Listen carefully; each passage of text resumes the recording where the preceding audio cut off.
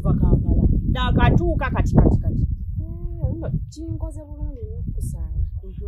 Omanyi nkoyo olugambo lw'okukyalo olugenda luteyenga ne luzunga ne lugenda.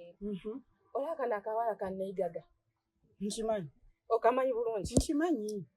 Kalina ebigambo bye kaliisa mukamutabani wo tekagala addeyo wabbaawa. Tekagala addeyo wabbaawe. Kubuulire mwana wange. Mukamwana wange oba taddayo mutuufu okitegeera. Omwana mutabani wange alina olugono. Alina omuggo. Omwana muwala akubwa emiggo. Omuvubuka oli seeka akuba omwana oyo. Namukuba ku makya, namukuba olw'eggulu. Buli kaseera tamuwana mmere amusibya ku miggo. Bw'aba alekulira omukama nange kituufu agenda. Naawe oyogeddemu bulungi onkoze bulungi. Kati kyembadde ngamba. Muganda ono mwanyinaze Kamagu. Mutegeera. Abadde amwagala ye ng'omuntu. Kamagu n'obwa Kamagu bwe n'erinnya oliwulira nti Kamagu.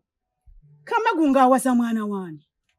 Zoli omukamwana owange tayagala buno busajja bulunkulubuse. Buno obw'okukyalo ng'abutwalawa.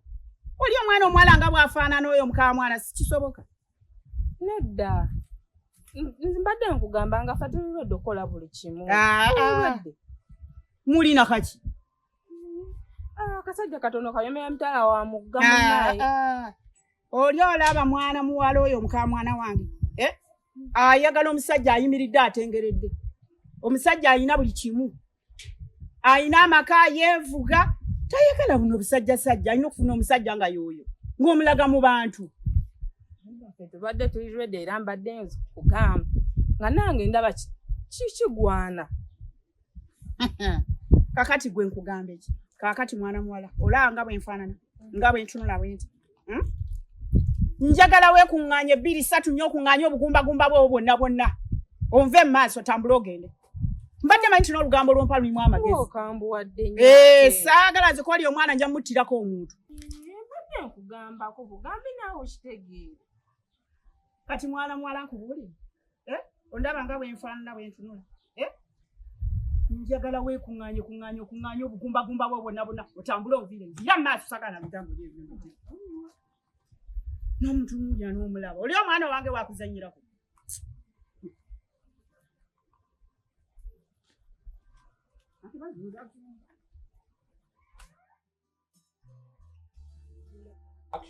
Bwe buzibu obwo munnange. Omukazi yandabukira. Omukazi atabwika buli ssaawa abeera ayomba ayideekana. Simanyi nangeri gye nyinza kukunnyonnyola. Si oli Margaret gw'omanyi. Omukazi yatabukira ddala ayomba kwegamba neebuuza n'okwebuuza ekyatuuka ku Margaret nga sikitegeera. Omukazi yabaaki oyo omukazi yali ow'empisa. Omukakkamu w'emirembe asanyukira abantu. Saawa eno bannange nenkuga ekizibu kyonna kale kibeere nga waliwo ekizibu nno ekyamaanyi ekyatuukawo. Kiki? Tewali kiri awo kyamaanyi nti just a mere picture bwe kati. Twagenda twali ku conference ne bakakwata olwamaliza conference ne tuyimira nga bw'okimanyi ng'omuntu eyasomako okimanyi omanya nti abantu ababadde mu meeting at least bwe bamaliriza bafunayo buselfie oba okwejjukiza oba kwejjukanya naye omukazi yalemera ku kantu yalemera ku kafaananyi ng'alinga alina ekikola ekimusindikiriza ate bannange saamanyi oba ani yakaweereza okuva gye kava kubanga tekaalabikako mu ssimu yange tekaali mu ssimu yange sinze nakakuba. Kyogamba kafaananyi bufaananyi ke kamunyiza. Ekifaananyi ne bakiweereza ne bakimuweereza. Ekifaananyi tekisobola kukola ekyo. Just ekifaananyi? Yes. Weka waliwo ensonga. Ate n'ekirala ekisinga okuntawaanya nnyo obwongo. Buli lunaku buli ssaawa dayiika 2 talina kyayogerako kirala kyonna. Divorce. 2 3 divorce. Kwawukana kwokka kwakulembeza talina kirala kyatambuza mu maaso. Nyamanyinaze omukazi waba atuuse ku ekyo. Omukazi ayinza okukola ekintu. Neno Margaret simusuubirizaamu mu bintu bw'ebyo. Naye obukambwe obwo bw'alina obungi. Just nti nze ndowooza muli omanye ebbuba ly'abakyala naamwe naawe olimanyi libeera ttumbi ziri musindiikiriza naye nga simusuubira kuba nti asobola okunkola ekintu ekikyamu. Anti kakati engeri gyakusaba divorce ate gw'ogiremedde. Abaana n'abalekerana asobola okunzitala okubanga ki ate ekyokubiri ate yogera ne ku ekyo abaana omukazi budakiika 2 gwozaala gwe bwe lwenjogera ku baana bange bw'ayogera ku divorce ne bw'aba nange tukuuma abaana ate kati gwe baana baani baana babo ambuuza buli kadde abaana si bange aŋŋamba abaana si bange. Ekintu ekyo nali nakirekera ebbanga ne mbeerawo nga nkiwulira naye ŋŋamba olw'okuba busungu bwe mukola ki bwe bumutawaanya ne sikigoberera nnyo naye nagenza okuwulira eggulu lino era byebigere bino ebindeese wano mwanyinaze enjagala ontangaazeemuuko bulungi kubanga mwe abakyala mutera okumanya embeera naddala ate kati nga gwe bootera okunyumyanyumyako naye bwe mwanyumyanga oba simanyi kati oba mukyasobola. Lwaki yeesiba nnyo ku kintu ekyo ekyokubanga buli kadde ayogera 2-3 gw'ozaala gwe abaana babo 2-3 gw'ozaala gwe abaana babo abaana kwegamba buli lwenjogera nti abaana bange ng'abanzijako ayinza okuba abambi akyogeza busungu okakasa. Nze mu butuufu wanduuse ngenza okulaba nga kiyitiridde omuntu kasita addiŋŋana ekigambo bagamba gambo bbi okitegeera naye kirabika oyo omukyalo oyo alina ensonga lwaki alina ekigambo ekyo waakijja. Golowooza nsonga ki? Nze siyinza gimulowooleza kubanga ye mwennyini yakola ki yagimanyi lwaki agyogera. Nze mbadde njagala nkole ekigenda ekinanyamba amangu ekikwegamba nsobole okutegeera lwaki omuntu ono ayogera kino oba kituufu nkitegeere oba si kituufu ntegeere kwegamba ekintu kino okukebeza omusaayi ku DNA baakituleetera tusobole okumanya kiki ekitutaataganya.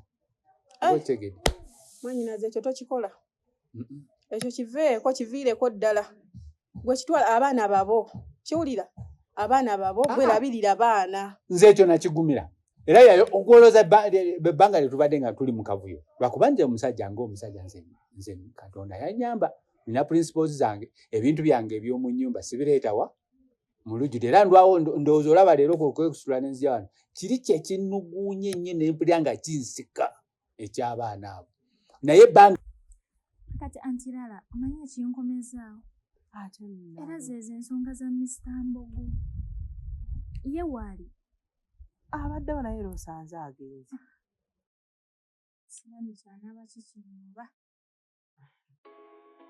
kale olaba nze Mr. Mbogo ngamba sikyabitegeererako ddala nnoonya Mr. Mbogo munoonyeza wonna simulaba naye naawe neruli bwe wajja naggamba mukubira essimu bw'omunoonyangaga nti wamutaddawo ogenda omusanga era luli lwe waŋŋamba nange okuva olwo nkuba ku ssimu ye tezibeerako nga we naggamba zibeera bize complete kati nange nensalawo munoonya kati ate munoonya simulaba okimanyi ndi lubuto olubuto olwetaaga kulabirira sirina muntu n'omu gwe mmanyi kati nze omukozi gw'obinnyonnyola nkulabirira ntya kati mbadde nsaba funayoko ku buyambi bukati butini bw'osobola ofunayo ku buyambi oba butya naye nga ne Mr. Mbogo mwetaaga.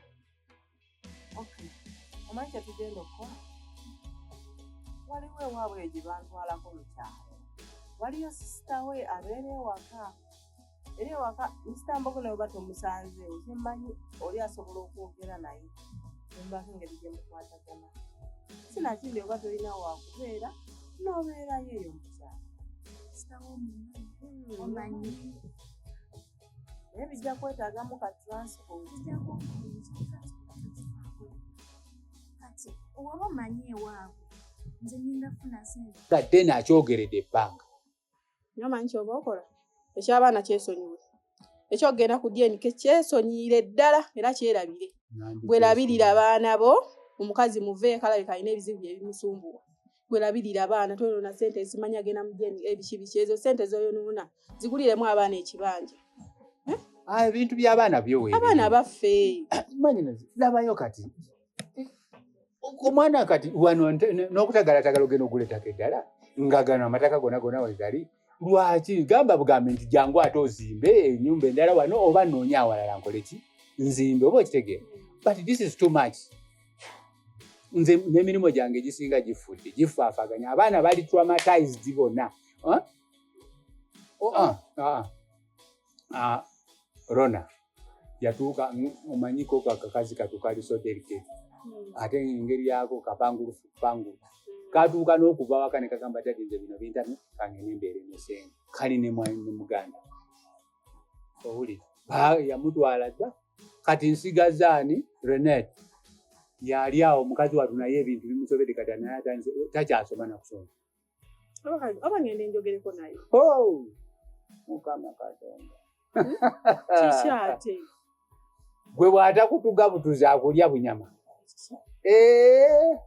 oliko gamba ayina engeri gye yala omanya omuntu omulalu ayina engeri gye yalalukamu oyogera nalatara ayuwa ebigambo biringa omanya akuuma akali akasoobo era bw'oba toli mugumiikiriza towuliriza ayuwa nze nensirika nempuliriza nkanda kulizoningako naye sirina ngeri gyensobola kwegamba ayina engeri gyateekawo defense neme kumunyonyola bigambo bye yawuliranga luli n'abitwala kati ayinawo ka defense mechanism ako akamulimu buli lwawuliranga ekigambo ekigenda omutuulamu asobole okukitwala. Kati woba omanyi ewaabwe nze ngenda funa sente ye sente ngameka omuwendo gwa sente gwe sigumanyi kuba nange Mr. Mbogo be bantwalayo naye ewaka mmanyiiwo gojja kuyiyaayo sente nyangu tugendeyo. Kati awo kiba kinkolera kubanga nze mpulira nkooye n'okutambula nkooye okunoonya Mr. Mbogo era ebyokumunoonya biveeko kubanga tugende ate nga mwetaaga kubanga sirina buyambi bwonna ndi lubuto lwe munoonya simulaba sirina wa Luganda gwe mmanyi ekitegeeza nti newe naafuna obuzibu sirina agenda kunnyamba ensonga lwaki munoonya nzunga simulaba.